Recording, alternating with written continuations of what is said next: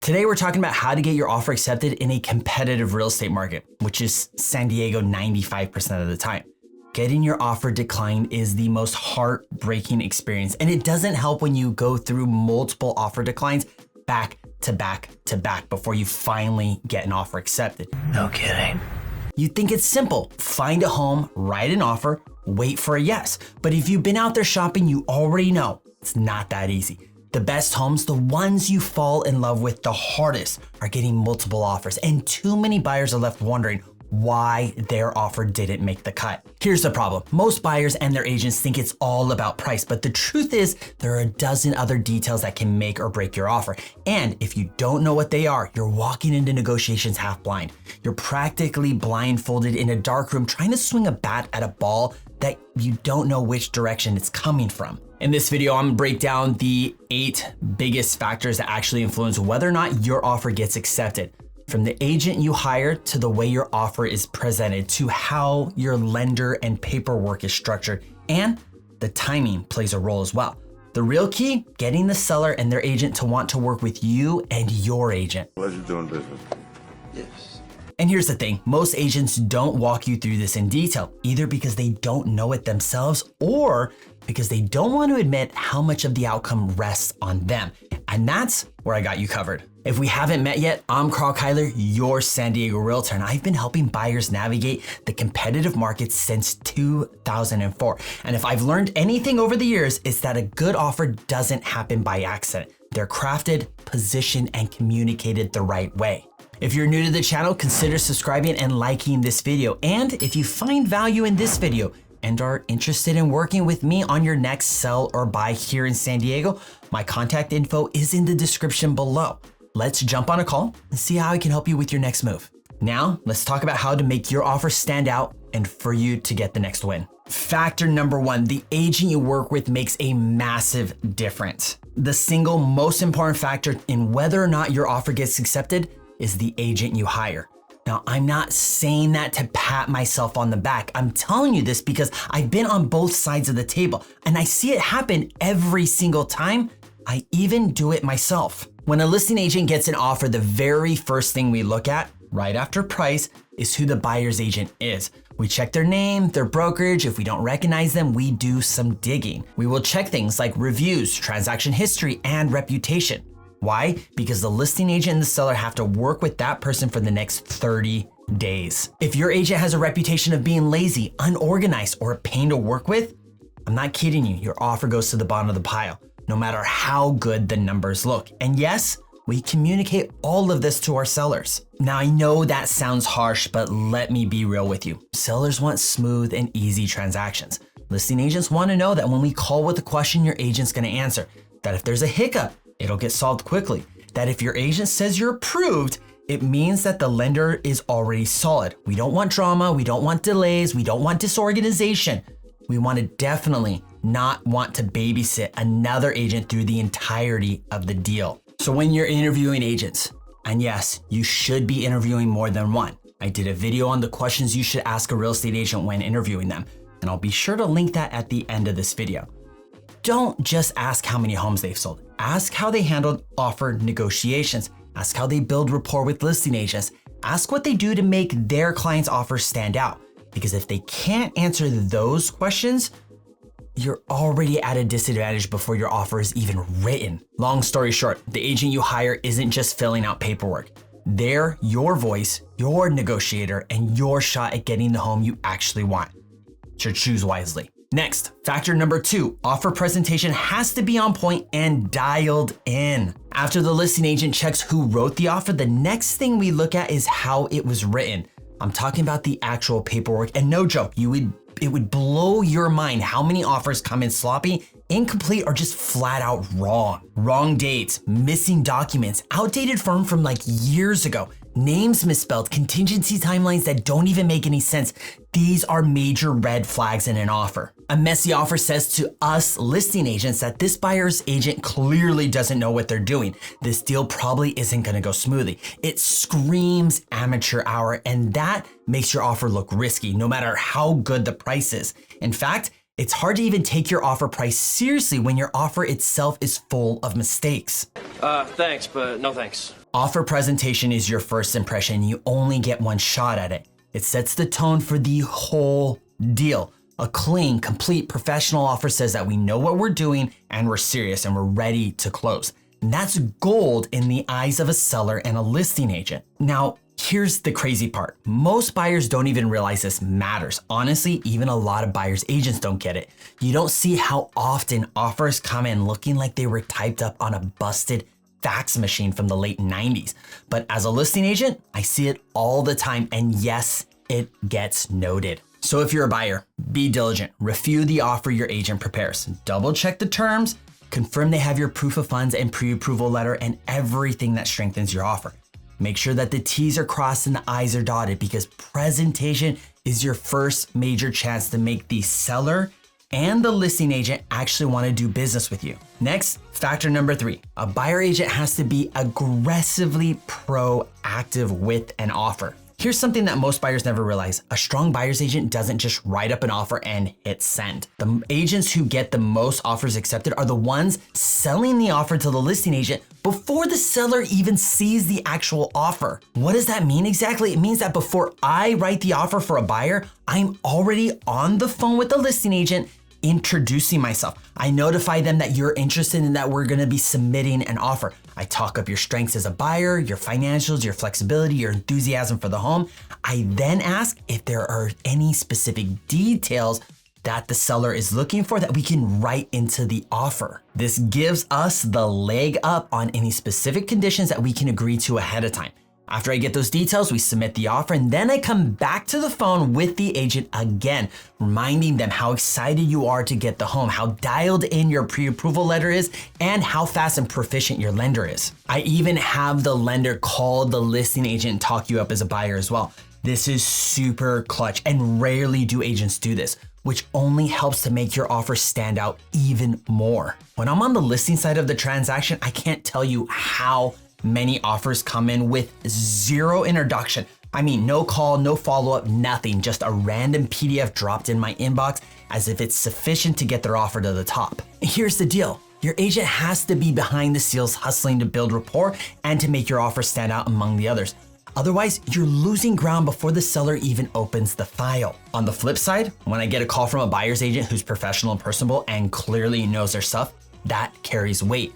It's something I communicate with my seller as well. I tell my seller that this buyer's agent on this offer is super communicative and has been aggressive with getting their offer dialed in to be the strongest. Ask your agent how they plan to personally pitch your offer. If they hesitate, big red flag. You gotta be kidding me. Now, factor 4, submitting a clean offer. Let's talk about something that turns sellers off faster than a low ball offer.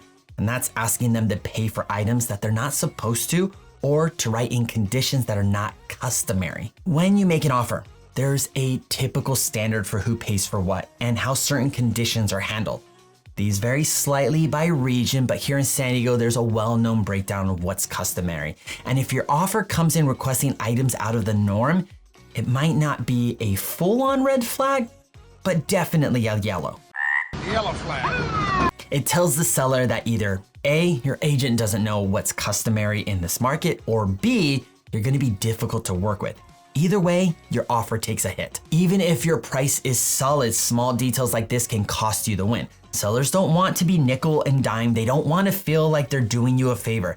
They want something clean, simple, and straightforward. Now, this doesn't mean you can't negotiate. If you're in a slower market or if the home's been sitting for a while, there might be room to be creative, but in a competitive situation, you need to play it sharp. That means understanding what's customary and sticking to it. And again, this is where your agent really matters. They should be able to explain what fees are typically assigned to each side and guide you on how to structure a clean, appealing offer that doesn't shoot itself in the foot. Factor number 5, speed and responsiveness. These go hand in hand. When it comes to getting your offer accepted, being quick can make all the difference.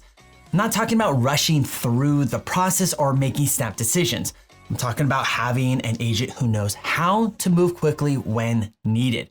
When you find the one, that home that checks off every box, your agent should be ready to write and submit that offer extremely quickly.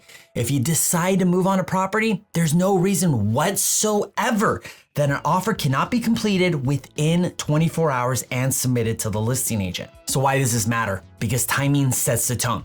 If you tell me that we found the perfect home, I'm on the phone with the agent ASAP to get the details I need to submit your offer. If it then takes 2 to 3 days for me to get that offer over to them after we've talked about it, what message does that send to the listing agent?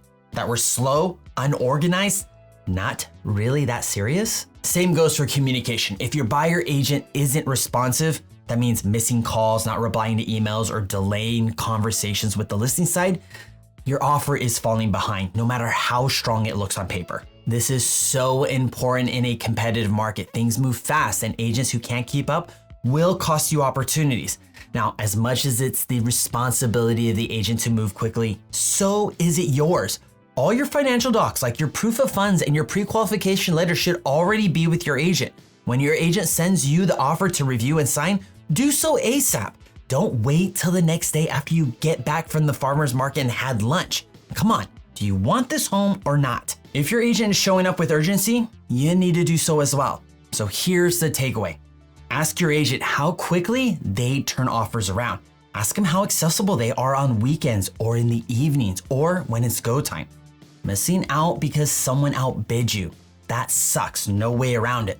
But missing out on the perfect home because your agent didn't submit in time, that kind of regret sticks, kind of like the emotional damage from that one time your neighbor's demon chihuahua latched onto your ankle. Now, factor number 6, lending strength and documentation. One of the fastest ways to boost or tank your offer is your financing. When a seller's looking at multiple offers, one of the biggest questions they ask is, will this buyer actually close? If your offer doesn't come with strong and clean financing, it's not going to be taken seriously. So here's how to make sure your financing works in your favor. First, work with a lender who can move fast. As a matter of fact, personally, I don't work with lenders that are not in San Diego. The reason why is because I want to work with a lender who understands our local dynamics and already has agent relationships in San Diego. Lenders in my market know that we have to process fast to get an offer accepted. Now, if a buyer has their own lender, not from this area, I'm happy to work with whoever, but I will make sure they understand the timelines that need to be met here in San Diego before we even write the offer. Second, get underwritten upfront, not pre-approved. Fully underwritten means your lender already has all your documents. They've run it through underwriting, and the only thing that is left is the property and appraisal. I honestly don't even understand why lenders do pre-approvals anymore. Why not just get it all done up front? Third, include your proof of funds. Show the money for both your down payment and your earnest money deposit. Bonus points if it's clean, simple, and easy to read. Not a screenshot from a crypto wallet with cartoon monkeys and half your balance in Dogecoin, please. And finally, this one's huge. Have your lender call the listing agent. I mentioned it earlier, but it's worth repeating. A direct call from your lender to the listing agent to say, this buyer is solid, they're fully underwritten, and we're ready to close, makes your offer look a whole lot stronger. This also gives the listing agent the opportunity to ask any questions and address any concerns regarding the loan directly with your lender. If you have a phenomenal lender, they should knock this out of Petco Park with the listing agent. A lot of buyers assume, well, I got a pre-approval letter, I'm good. But not all letters, and definitely not all lenders, carry the same weight. Ask your agent and your lender, can we tighten up the loan timeline? What are we doing to make our financing look bulletproof? In this market, confidence closes deals, and that confidence starts with the lender showing up and showing off. Home stretch. Factor number 7, contingency strategies. Contingencies are clauses or conditions in your offer that protect you as the buyer and also signal a lot to the seller. There are 3 big ones: inspection, loan, and appraisal. And in a slower market, you keep them as they are by default in the purchase agreement. Simple as that. But in a competitive market like San Diego, every contingency included is like saying, hey seller, I got these in place to allow me to back out. Now you can probably imagine how appealing that sounds to a seller. That Doesn't sound good at all. Now, I'm not saying you have to waive these. What I'm saying is you need to strategically adjust them based on the conditions of the market. In a competitive market, all contingencies need to be accelerated. Luckily, you're working with me and you have a good lender that knows how to work in tight timelines. This won't be an issue at all for us. Take the inspection, for example. If I'm confident our offer is going to get accepted, then I get the inspection scheduled right away.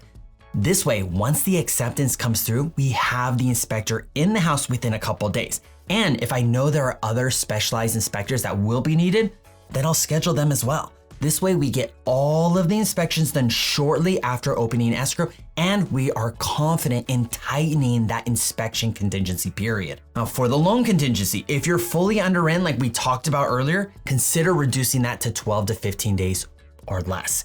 If you have an HOA on the property you're buying, then you probably need to keep it around 14 to 15 days because HOAs lag on getting the lender the docs they need. And listing agents understand this. The appraisal contingency is where it gets a little trickier. If you're strong financially and confident in the value of the home, then waiving it is an option, especially since you have the inspection and loan still in place.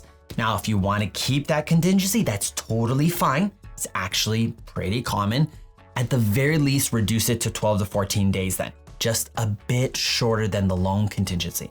To stay on top of this, pay for your appraisal through your lender the day we get the acceptance and elect to pay for an appraisal rush. Contingencies are not all or nothing. They're levers. They push and pull with the dynamics of the market. In a competitive market, accelerating the contingency period is a sure way to make your offer stand out and show how serious of a buyer you are. Be mindful. If you're not working with him, make sure your agent knows how to use those contingencies to your advantage without putting you at risk. That's the key there. Now we're almost to the finish line, and this last one, this is the real secret weapon buyers don't even know exists.